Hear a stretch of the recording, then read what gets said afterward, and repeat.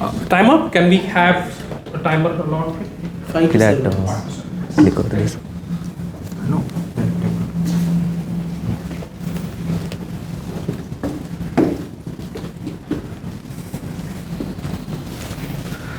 Good evening, fellow Toastmasters and distinguished guests. I know we all would be thinking that mathematics and science are quite scary to study. But the reality is, these are the subjects that are extremely beneficial for all of us.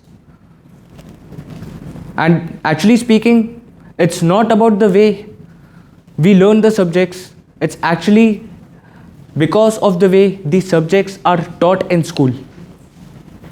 Let's rewind to the year 2014 when I just stepped into grade 10. For the first time ever in my life, I had joined tuition classes. Until grade 9, I studied on my own, guided by my mother. I had joined for mathematics and science tuitions, these subjects that were extremely intimidating.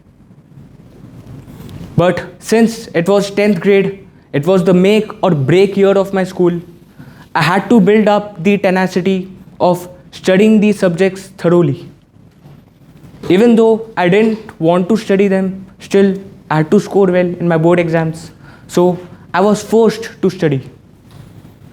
But since I had joined tuition classes actually felt like a 7-day affair. Weekends were no longer weekends.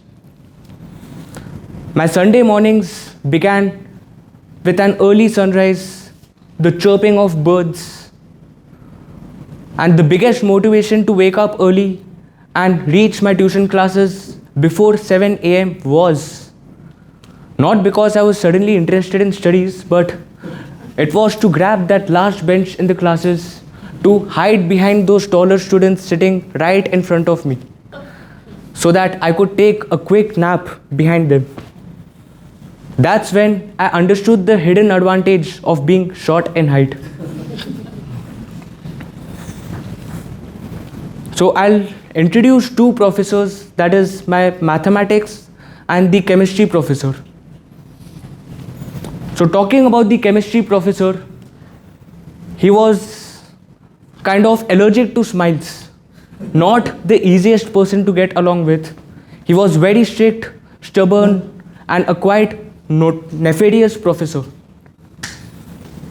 He used to shout at us and scold us for silly things.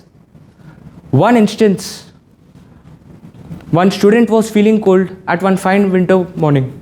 In fact, not only that one student, all of us, we all were feeling cold, but on behalf of us, he raised his hand and requested the professor, "Sir, can you please switch off the AC?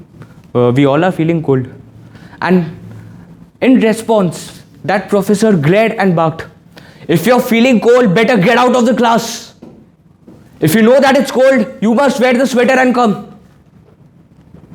Another instance, in that corner, he saw one student yawning. He stopped and shouted, "If I see you yawning again, you'll be thrown out. Yawning inside my class is strictly prohibited." It was actually really strange because, ironically speaking, yawning cools the brain and it improves focus. Then it's actually ridiculous. Why is he shouting at us for yawning? So since we all were intimidated by his arrogance, we all were forced to listen to him. He literally drilled this periodic table into our heads till our board exams.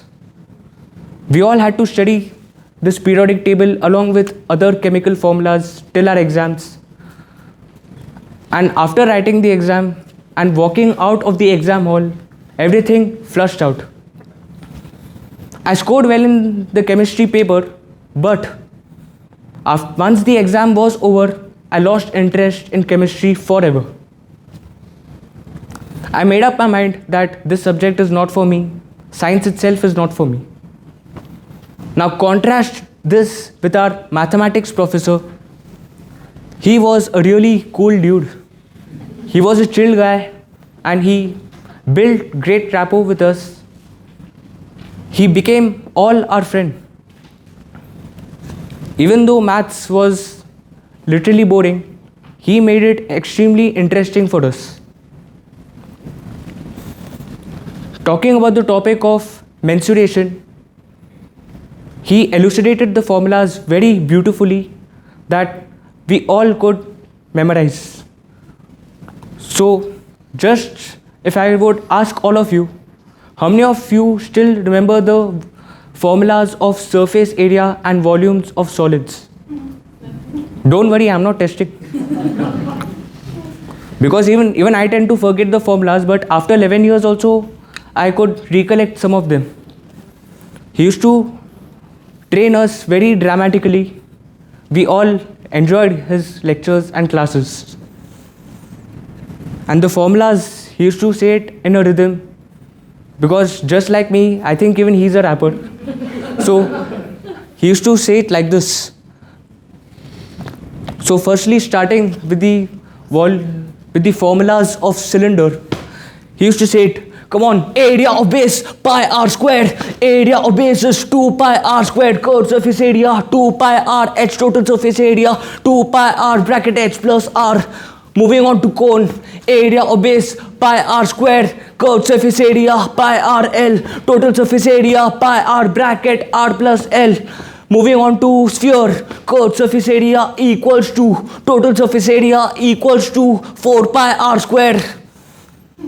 Moving on to hemisphere, area of base pi r squared, curved surface area 2 pi r squared, total surface area 3 pi r squared. Moving on to cuboid, area of base L into B, area of base is 2LB, total surface area 2 bracket LB plus BH plus HL. Now finally moving on to cube, area of base A squared, area of base is 2A squared, total surface area 6A squared, and that's it.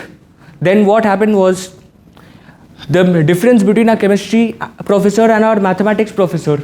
Our chemistry professor chose intimidation and comply, that is just to comply with what he was saying. But our mathematics professor, he built connection and got a friend in all of us. That's the reason we all could remember the formulas extremely well, and mathematics was a great subject to learn from that time. Thank you, over to you. Thank you so much, Toastmasters Shreyas, for bringing us those memories and bringing that periodic table, probably after 10 or 12 years.